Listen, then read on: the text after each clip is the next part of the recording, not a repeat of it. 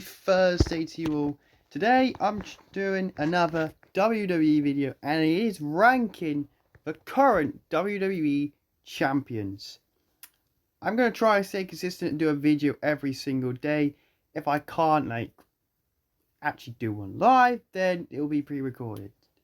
So, we're starting off with the Women's Tag Team Champions, which are currently Bianca Belair and Jade Cargill. They won the Tag Team Championships at Backlash in a very enjoyable match actually against Dakota Kai's teammates Asuka and Kairi Sane.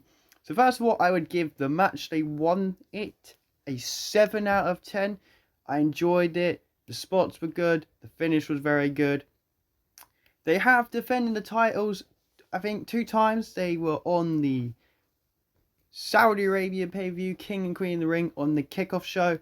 They defended them against Indy Hartwell and Candice LeRae, and I give that match about a 6 out of 10. However, the finisher at the end, that's a 10 out of 10. That was fantastic.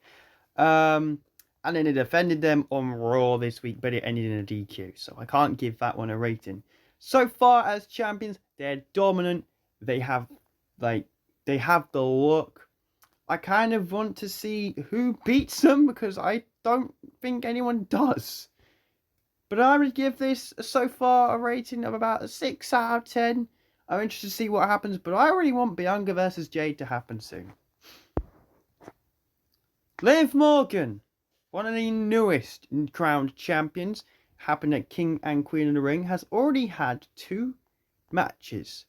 One of them was obviously the one where she won the title, which I'm going to give an 8.5 out of 10. I really enjoyed the match, and the story setup was great. And Becky put over Liv really well, and the whole Dominic stuff I'm really enjoying. So the match that she won the title in is an 8.5. Then she defended it literally 2 days later on Raw inside a steel cage. Decent match, 7 out of 10 that match. Becky lost again. It was quite a funny way how she lost with the door getting slammed into her face. Liv crawled out of the cage. And then the moment when she kissed Dominic, you lucky son of a bitch.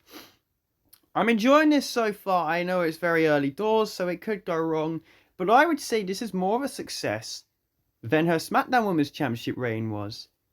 And that was it was a short reign, but no real good story came from it. The whole Ronda stuff was mid. The match against Shayna at Clash of Castle was very good. I enjoyed that. But that was a 2022 reign, and that was the only good thing I found from it. When she cashed in, it was cool. It was a great moment. But this is much better, and there's a good story. I'm interested to see what happens when Rhea comes back. So, Liv Morgan's title reign so far, it gets a 7.5 out of 10. Because there's a story which they're building with. Sami Zayn is one of my favourite wrestlers. I am biased as fuck for Sami. And I believed he deserved to beat Gunther. Sami Zayn became the Intercontinental Champion after defeating Gunther at WrestleMania 40 in a fucking banger. It's a 9.5 out of 10 match. Fantastic match with the brainbuster. And then the Helluva Kick. I loved every second of that match. And this feud with Chad Gable and the side thing with Bronson, I enjoyed that a lot. He defended the title on a pay-per-view twice.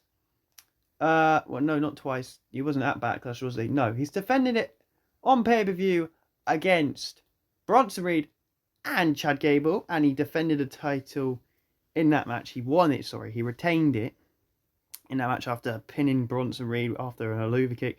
The story of the Alpha Academy stuff, I'm really enjoying that. I do think Chad does beat him at Clash of the Castle. I think that's where they're going to go with it. And I wouldn't be too annoyed because Sami Zayn's next pay-per-view after that would be Money in the Bank in his home country. I don't know. I'm not going to be annoyed if Sami loses the belt at Clash of the Castle. Chad's really good. He's also defending it, I think, against Chad Gable. Yeah, he did on a Raw, which was very good. And then Chad turned heel. This story between him and the Alpha Academy and Chad being a bully is great. So, the title match he had at King and Queen of the Ring, I'm going to give a 9 out of 10. There were so many amazing spots in that match. It was great. And in the match against Chad Gable when Gable turned heel, I'm going to give that a solid 8 out of 10. I'm not going to class the one against Bronson because it ended in a DQ.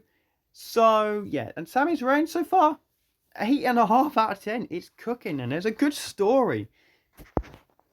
Cody Rhodes won the title at WrestleMania 14, the main event on night 2. 10 out of 10. Maybe 11 out of 10. That match was fantastic. The reign? I don't know. The story? I don't know. The matches? Brilliant.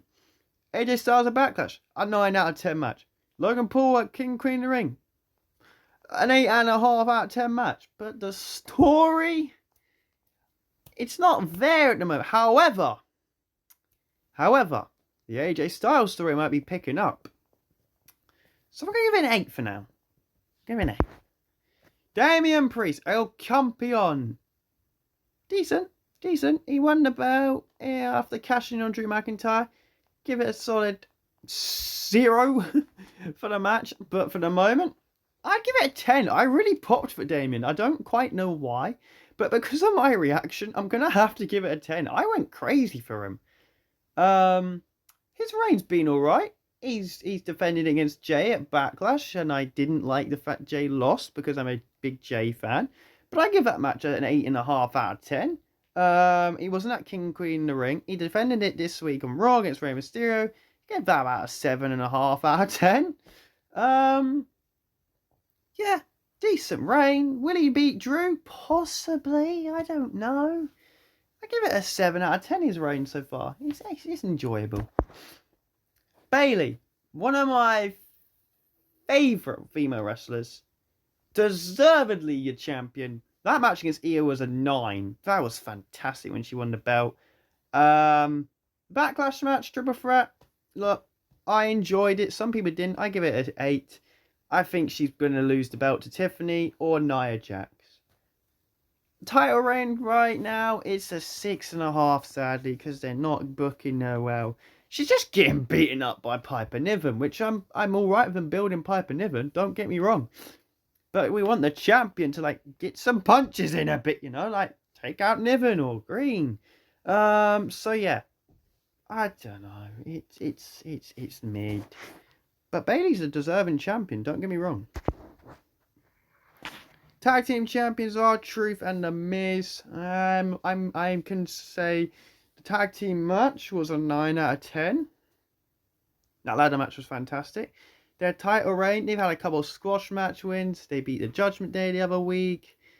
They haven't defended the belts on pay-per-view though. So a 6 out of 10. SmackDown Tag Team Champions, Grace Moore and Austin Theory. Again, that tag team title match and the ladder match. 9 out of 10.